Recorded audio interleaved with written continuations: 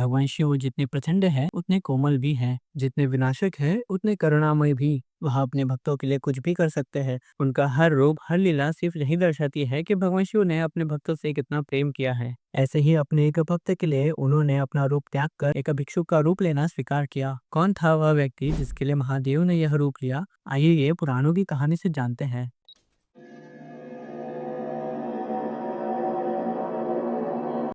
विदर्भ नगर में धर्मात्मा सत्यरथ नाम का एक राजा था।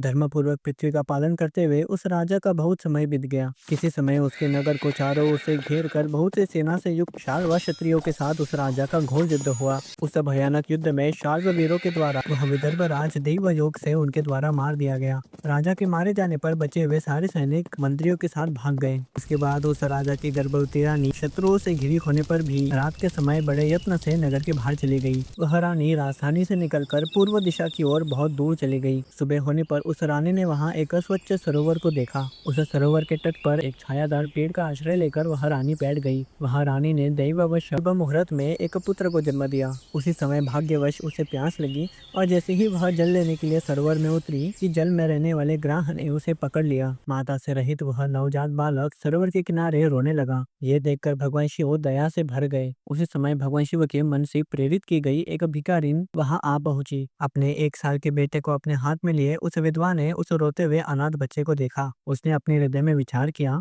कि इस बालक का अभी तक नालक छेदन भी नहीं हुआ है और यह रोता हुआ अकेला पृथ्वी पर पड़ा हुआ है। वो ऐसा विचार कर ही रही थी कि भगवान शिव ने बड़ी दया की। उन्होंने उसी समय एक भिक्षुक का रूप धारण कर लिया। वे वहां आए जहां बालक को जानने की इच्छा वाली विधवा खड़ी थी। उन्होंने कहा कि तुम अपने पुत्र के समान ही इस बालक की रक्षा करो। थोड़े ही समय में यह बालक तुम्हारा परम कल्याण करने वाला होगा। वह विधवा बोली, मैं आपकी आज्ञा से इस पुत्र की रक्षा करूंगी, लेकिन यह कौन है और किसका पुत्र है? ऐसा ज्ञात होता है कि आप भगवान शिव हैं और यह शिशु कोई पूर्व जन्म का आपका भक्त था। शायद किसी कर्म के दोष के कारण ही इस अवस्था को यह प्राप्त हुआ है। ऐसा लगता है आपकी माया से मोहित होकर अपना मार्ग भूलकर मैं इधर आ गई। इसके पालन करने के लिए ही आपने मुझे यहाँ भेजा है। भगवान शिव ने कहा कि इस बालक का पूर्वकालीन इतिहास मैं तुमसे कह रहा हूँ। यह बालक एक शिव भक्त विदर्भ राज सत्यरथ का पुत्र है। सत्यरथ शाल्वों के द्वारा युद्ध में मारा गया। तब उसकी पत्नी रात के समय घर से भाग गई और सुबह उसने इस पुत्र को जन्म दिया। पर अब प्यास लगने के कारण ही सरोवर में उतरी हुई उस रानी को एक ग्राह ने खा लिया। तब भगवान से जुड़े होने के कारण भी इन सबको इतना दुख सहना पड़ा।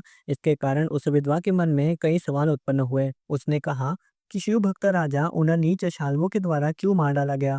ग्राह ने इसे शिशु की माता को क्यों खा लिया और किस कारण से यह जन्म से अनाथ हो गया है? ये देखिए, मेरा यह पुत्र भी परम दरिद्र और भिक्षुक क्यों है? मुझे बतलाइए किस उपाय से मेरे ये दोनों पुत्र सुखी होंगे। तब भगवान शिव ने उनके सारे प्रश्नों के उत्तर दिए। वे बोले, विदर्भ देश का राजा जो इस बालक का पिता था, वह पूर्व जन्म में पांड्य देश का श्रेष्ठ राजा था। वह राजा पृथ्वी का पालन करते हुए अपनी प्रजा को बहुत खुश रखता था। किसी समय उसने दिन में बिना कुछ खाए त्रयोदशी के प्रदोष काल में शिव जी की पूजा की। जब वह प्रदोष काल में शिव जी का पूजन कर रहा था तब नगर में बड़ा भयानक शब्द हुआ। वह राजा शिव अर्चन का त्याग करके घर से बाहर निकल पड़ा। इसी समय उसका मंत्री भी शत्रुता करने वाले सामंत को साथ लेकर राजा के निकट आ गया। क्रोध में भरे हुए राजा ने उस शत्रु सामंत को देखकर बिना धर्म अधर्म का विचार किए निर्दयता दिखाते हुए उसका सिर कटवा दिया और उस शिव पूजा को समाप्त किए बिना ही नष्ट बुद्धि वाले राजा ने रात में प्रेम पूर्वक भोजन किया, जिससे वह मंगलहीन हो गया। उसके बाद इस जन्म में वह विदर्भ देश का शिव भक्त राजा हुआ, लेकिन पूर्व जन्म में शिवार्चन में होने वाले पाप के कारण शत्रुओं ने राज्य सुख के समय ही उसका वध कर दिया। पूर्व जन्म में जो उसका पुत्र था वह ही इस जन्म में भी हुआ है और इसकी माता ने पूर्व जन्म में अपनी सौत को छल से मरवा दिया था।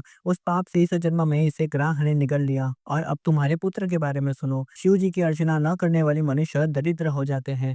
तुम्हारा यह पुत्र पूर्व जन्म में श्रेष्ठ ब्राह्मण था, लेकिन यज्ञ आदि सुकर्म इसने किए नहीं, केवल दान लेकर ही इसने अपना पूरा जीवन बिता दिया, इसलिए तुम्हारा पुत्र दरिद्र हुआ है। इसलिए इन दोनों के दोषों को दूर करने के लिए तुम यज्ञोपवीत करा कर इन दोनों को शिक्षण दो, उसके बाद शिव जी कल्याण करेंगे। उस विधवा को ऐसा उपदेश देकर भिक्षु रूपधारी भगवान शिव ने उसे अपना उत्तम स्वरूप दिखाया और वहीं अंतर्धान हो गए। शिव जी का उपदेश पाकर वह विधवा उस अनाथ बालक को अपने घर लेकर चली गई। एक चक्रा नाम की नगरी में अपने दोनों पुत्र का वह पालन करने लगी। दोनों का उसने यज्ञ यज्ञोपवीत संस्कार संपन्न कराया और वे दोनों ही शांडिल्य मुनि की आज्ञा से नियम में तत्पर होकर प्रदोष काल में शिव जी का पूजन करने लगे। कई वर्षों बाद उस राजपुत्र धर्मगुप्त ने विदर्भ नगर में ही एक गंधर्व की कन्या को रानी बनाकर पृथ्वी का पालन करने लगा। इस प्रकार ये भगवान शिव के शुभ अवतार का वर्णन था जो उन्होंने अपने भक्त धर्मगुप्त नामक राजपुत्र को सुख देने के लिए लिया था।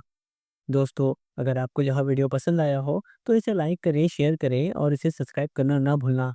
आज के लिए इतना ही। मिलते हैं अगली वीडियो में अगली कहानी के साथ।